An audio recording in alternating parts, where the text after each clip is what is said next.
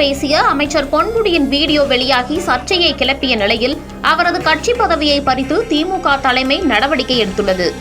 முன்னதாக இப்படிப்பட்ட கொச்சையான பேச்சுக்கள் கண்டிக்கத்தக்கது என்று திமுக எம்பி கனிமொழி கண்டனம் தெரிவித்திருந்த நிலையில் இப்போது நடவடிக்கை பாய்ந்திருக்கிறது. வனத்துறை அமைச்சராக இருக்கக்கூடிய பொன்முடியின் சமீபத்திய மேடை பேச்சு தொடர்பான வீடியோ நேற்றைய தினம் வைரலானது. இன்ஸ்டாகிராம், எக்ஸ் தளம் உள்ளிட்ட சமூக வலைதளங்களில் வைரலான அந்த வீடியோவில் விலைமாது குறித்து சர்ச்சையாக பேசியிருந்தார் பொன்முடி. இதையடுத்து சைவம், வைணவம் என்று உதாரணம் கூறி கொச்சையாக ஆபாசமாக பேசுகிறார் என்று சமூக வலைதளங்களில் பலரும் கடுமையாக எதிர்வினையாற்றினர். பெண்கள் பங்கேற்றிருக்கும் பொதுக்கூட்டத்தில் அவர்கள் முன்னிலையிலேயே மேடையில் நின்று ஒரு அமைச்சர் இப்படி ஆபாசமாக பேசலாமா என்றும் கண்டனங்கள் எழுந்தன. பாடகி சின்மயி, நடிகையும் பாஜக பிரமுகருமான குஷ்பு உள்ளிட்டோரும் எக்ஸ் தளத்தில் கடுமையாக எதிர்வினையாற்றினர். இந்த நிலையில்தான் பொன்முடியின் இந்த பேச்சுக்கு திமுக எம்பி கனிமொழி கண்டனம் தெரிவித்தார்.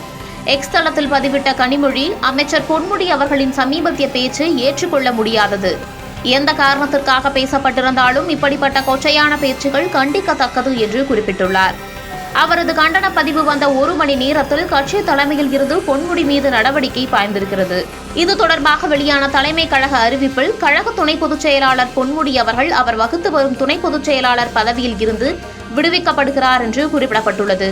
கடந்த ஞாயிற்றுக்கிழமையன்று நடந்த நிகழ்ச்சியில் அமைச்சர் பொன்முடி சர்ச்சையாக பேசிய நிலையில் அது தொடர்பான வீடியோ நேற்று வைரலானது.